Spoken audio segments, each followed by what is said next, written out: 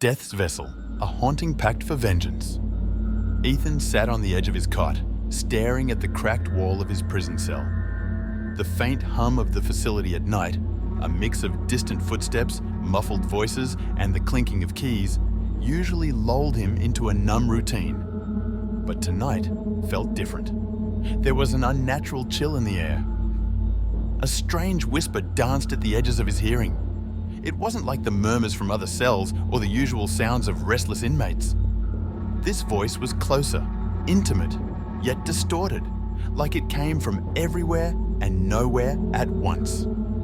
Ethan. He froze, his name spoken like a hiss, each syllable dragging across his nerves. "Who's there?" he muttered, his voice low and shaky. His eyes darted to the barred window above his cot, the heavy steel door, and finally, the shadows pooling in the corner of the room. The whisper came again, clearer this time. "You'll help me. You don't have a choice." Ethan leapt to his feet, his heart pounding.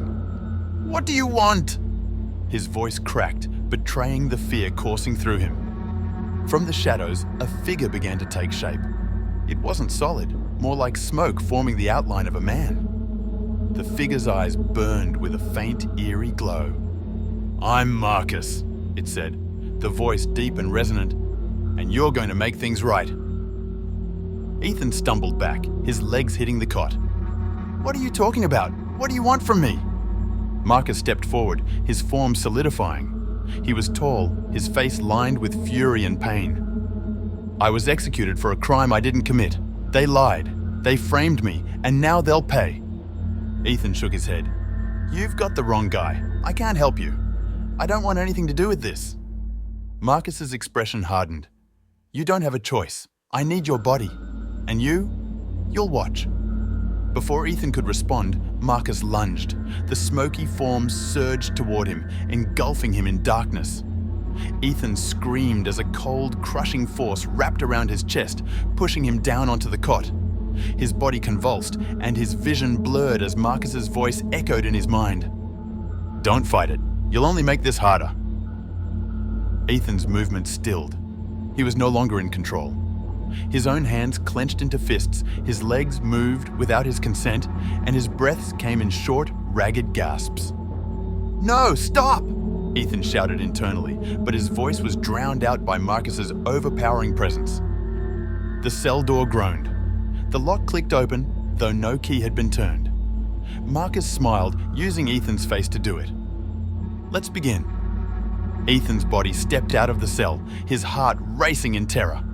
Marcus's thoughts filled his mind, a storm of anger, revenge, and pain. Ethan could feel it all, every ounce of rage driving the spirit forward. As he walked down the dim hallway, the whispers followed him. Ethan fought desperately, trying to wrest control, but Marcus's grip was unrelenting. "You'll see," Marcus said in Ethan's mind. "By the end of this, you'll understand why they have to die." The sound of approaching guards echoed in the distance. Marcus didn't stop. Ethan's body moved with purpose, as if Marcus knew every turn, every blind spot in the facility. Ethan begged, "Please stop this! You don't have to do this!" Marcus didn't respond. His silence was more chilling than his words. As the alarms began to blare, Ethan realized there was no waking up from this nightmare.